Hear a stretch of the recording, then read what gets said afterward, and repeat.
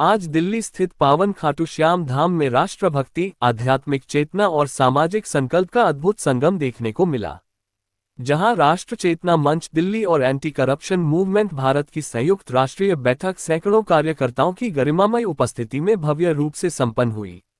बैठक से पूर्व सभी कार्यकर्ताओं ने बाबा खाटू श्याम के दर्शन किए और कल्कि भगवान की मूर्ति स्थापना में सहभागी बने, जिसका दिव्य उद्घाटन गीता मनीषी स्वामी ज्ञानानंद जी महाराज द्वारा किया गया।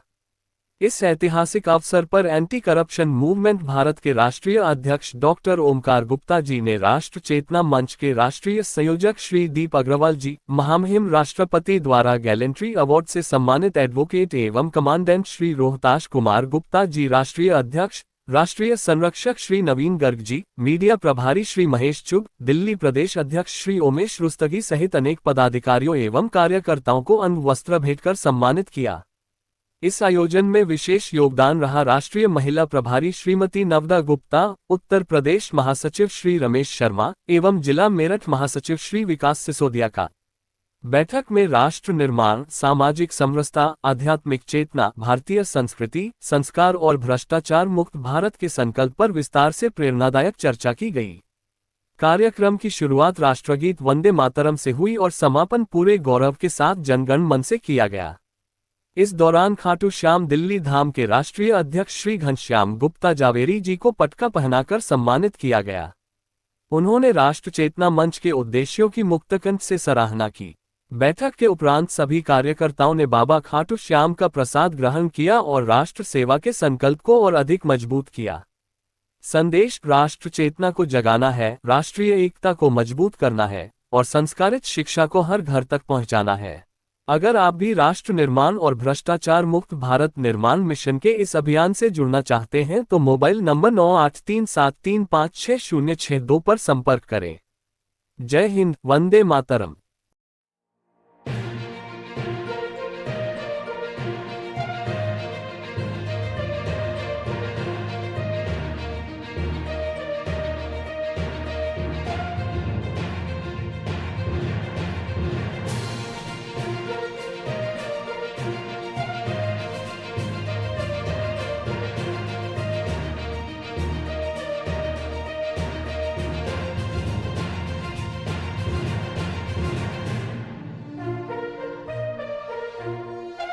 का भोग समाप्त हो गया तो प्रश्न उठा कि अचानक ही कैसे हो गया। तो उसके पीछे एक ही उत्तर था कि स्वयं हनुमान जी ने कहीं ना कहीं अपनी शक्ति का उपयोग करके उसे उस रूप में करवाया। बिल्कुल यही स्थिति 3 वर्ष में आप में से कोई भी अनुमान लगा सकता है कि 3 वर्ष में अति अल्प समय में इतना निर्माण हो जाना, और केवल भवन का निर्माण नहीं, आस्था का इतना बड़ा निर्माण हो रहा है, परंपराओं का इतना बड़ा सम्मान पूर्वक निर्माण हो रहा है। मान लो भवन बन जाता, इसलिए आप कई बार कहते हैं कि केवल बिल्डिंग कंस्ट्रक्ट कर देना ही लक्ष्य नहीं होता। मान लो भवन बहुत बड़ा बन गया, लेकिन भवन में आने वाला ही कोई नहीं, तो भवन को क्या कर लोगे फिर? है या नहीं? भवन बन गया, दर्शन करने और ऐसी एक ही संस्था, एक ही मैंने देखी, मैं तो पूरे हिंदुस्तान में देखी रहा हूं, इस प्रकार का प्रांगण जहां पर सभी धाम आपको मिल रहे हैं। उस समरसता का उदाहरण जैसे हम लोग अभी बात देखेंगे कि वाल्मीकि धाम भी इन्होंने बनाया हुआ है, और समरसता का इससे बड़ा उदाहरण कुछ नहीं। और बहुत सी ऐसे धार्मिक स्थल हैं जहां आप जाएंगे, कोई वो टिकट लेकर दर्शन करवा रहा है, कोई वो अलग से दर्शन हो रहा है, कुछ नहीं। यहाँ देखिए सुबह से शाम तक, और कोई रूढ़िवादिता भी नहीं है। बाबा शाम सामने बैठे हैं और आप सामने वहां प्रांगण में बैठ के पूजा करो, देखो, निहारो। तो इस प्रकार का वातावरण मैंने कहीं नहीं देखा है। मैं पूरे हिंदुस्तान में कोई ऐसा राज्य नहीं जहां मैं नहीं देखा। और तिरुपति से लेके और काशी से लेके वो हर तरह के दर्शनों में ड्यूटी दोनों काम करके आया। लेकिन इस प्रकार का जो वातावरण है, और जैसे ज्ञानानंद जी ने बताया कि दिल्ली में प्रवेश द्वार पे बाबा श्याम बैठे हैं, इधर से घुसते हैं तो बाबा श्याम की जय बोलो, दिल्ली में घुसो, है ना? हो गया ना वो रामायण में हुआ था ना, परमेश नगर कीजिए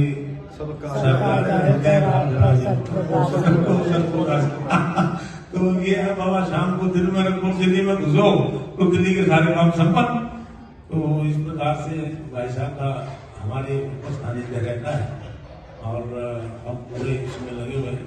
और आप भी जब आए, अभी कई हमारे ऐसे कार्यकर्ता बंधु हैं जो पहली बार यहाँ पर, उन्होंने, आप बताइए कौन कौन पहली बार आए दर्शन करने हैं? पहली बार देखिए, और इन्होंने बोला कि ये तो, मैंने कहा मेरा प्रयास नहीं है, बाप वाली बात है, बाबा शाम का प्रयास इन लोगों को दर्शन हो गए। तो दिल्ली में उसके संस्कार के बारे में, भारतीय संस्कृति के बारे में अगर उसको जागरूक करें, बताएं। जागरूक करने के भी कई तरीके हैं, डिबेट करा सकते हैं, स्पीच करा सकते हैं, वार्तालाप करा सकते हैं, जैसे भाई साहब ने बताया उद्बोधन के द्वारा निबंध प्रतियोगिता करा सकते हैं। बच्चों में छोटे बच्चे होते हैं, वो अपने आप सोचते हैं, अपने मम्मी पापा से पूछते हैं कि ये क्या है, इस पर कैसे लिखें, वो भी दिमाग में थोड़ा जोर देंगे, उससे बताएंगे आगे चलकर। तो जब तक हम लोग अपने कर्तव्य के प्रति, अपने जो हमारे समाज, जिस समाज में रह रहे, पहले घर है, फिर समाज है, फिर परिवार है, राष्ट्र है, इसके विषय में हम नहीं बताएंगे तो जो अब हो रहा है कि बच्चा बड़ा हुआ, बाहर चला गया,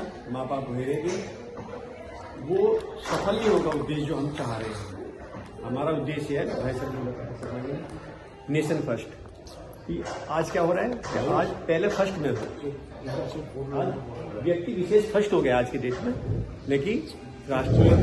तो इन चीजों को हमें समझना होगा और समझ के तब शिक्षा के माध्यम से, जो हमारे स्कूल हैं, इनके माध्यम से हम ये प्रचार कर सकते हैं, वो कर रहे हैं। एक अभी बताया भाई साहब ने, आज आदमी आवाज उठाते हुए डरता है, आवाज उठाते हुए डरना उसका स्वाभाविक भी है, क्योंकि वो अकेला सिंगल व्यक्ति होता है। भाई साहब जिस ऑफिस में जाता है वो सिंगल व्यक्ति होता है, और वहां जब आवाज उठाता है तो उसके खिलाफ उस स्टाफ का सारा भ्रष्ट तंत्र इकट्ठा हो जाता है, उस भ्रष्ट तंत्र के आगे वो झुक जाता है। तो मेरा ये मानना है कि अगर हमें इस भ्रष्ट तंत्र का मुकाबला करना है, तो अभी भाई साहब ने बताया था, गुप्ता जी ने, कि हमें इकट्ठे होना पड़ेगा, संगठित होना पड़ेगा, और संगठन के माध्यम से संगठित होके आप अपनी आवाज उठाएं, आपका काम होगा। हमारा सिद्धांत ये कहता है कि अगर आपकी फाइल किसी ऑफिस में है और वो काम नहीं हो रहा है, तो पहले वो काम होगा, उसके बाद उसकी अरेस्टिंग होगी, अरेस्टिंग भी होगी। लेकिन आप झिझके ना। मथुरा में और एक ललितपुर झांसी के पास, वहां पर हमारे एक कार्यकर्ता ने एक ग्राम प्रधान के खिलाफ एप्लीकेशन दी कि जो शौचालय बने हैं, इन शौचालय में घपला हुआ। डीएम साहब ने वो जांच दे दी अपने छोटे अधिकारी को, एडीएम वगैरह को, इसी जांच दे दी। हुआ ये कि जब वो दोनों, अभी जैसे बिरादरीवाद की बात आई, हमें बिरादरीवाद भी खत्म करना पड़ेगा, हमें जातिवाद खत्म करना पड़ेगा, हमें नेशन फर्स्ट रख के इस देश का नागरिक अपने आप को मानना पड़ेगा। तो साहब उन्होंने सूचना दे दी कि तेरे खिलाफ जांच है। वो इतना दबंग था ग्राम प्रधान कि उसने उसको कहा कि भाई उसको अपने साथ लेके आओ, जिसने शिकायत करी। उसे तो वहां बुला लिया शिकायतकर्ता को, और उधर थाने में एसओ को पैसे देके उसकी साथ के साथ वही एप्लीकेशन फर्जी मुकदमा बनवाया कि इसने मंदिर में चोरी करी है, और वो साथ के साथ उसको वहां पकड़ लिया। हमें सूचना मिली वहां से यहाँ पे, हमने पहले तो खुद बात करी, एसओ से भी बात करी, सीओ से बात करी, फिर उसके कप्तान से बात करी।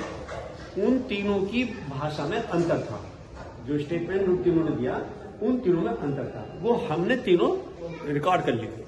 रिकॉर्ड करने के बाद में हमने नेक्स्ट डे उन तीनों की वो बनवाई, वो बनती है वो क्लिप, क्या बोलते हैं, video type, pen drive type, वो बनवाई, और सुबह ही सुबह डीएम साहब के यहाँ धरना दे प्रदर्शन करके, बहुत बढ़िया।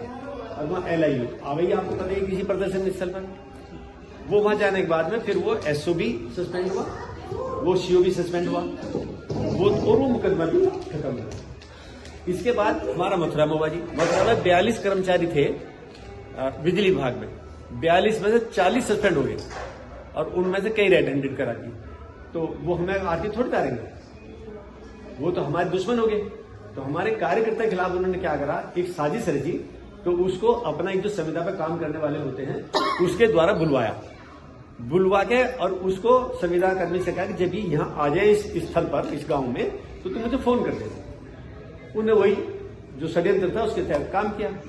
हुआ ये कि उसने तुरंत पुलिस को फोन किया कि ऐसे ऐसे ये व्यक्ति यहाँ और एक संविदा कर्मी ये दोनों इस गांव में आए हैं और यहाँ पे मीटर चेक करने के नाम पे 10-10 हजार रुपए की उठाई कर रहे हैं, जबकि ये व्यक्ति कुछ भी नहीं है, एंटी करप्शन में कुछ भी नहीं है। ये बात उसने करा, वो रिपोर्ट लिखी साहब पर। अब उसको अरेस्ट ना हो इसके लिए अब हमारे काम खड़े हो गए। हमने पहले तो एसएसपी से बात करी मथुरा की, वहां से उन्होंने वहां बात करी होगी आईओ से, वो कुल मिला के ये हुआ कि वो कुछ दिन के लिए डेड हो गया, मतलब अरेस्टिंग नहीं हुई। अब हमें चिंता ये हुई कि जब महीना बीत गया कि कोई दूसरा आईओ आ गया वो अरेस्ट कर लेगा। तो भाई साहब आपको ताज्जुब होगा कि हमें पीएम हाउस भी आना पड़ा और तुम्हारे यहाँ भी आना पड़ा, गृह मंत्री जी के यहाँ भी आना पड़ा और आके यहाँ एप्लीकेशन दी और तब जाकर वो मुकदमे निष्पक्ष जांच हुई और वो खत्म हुआ।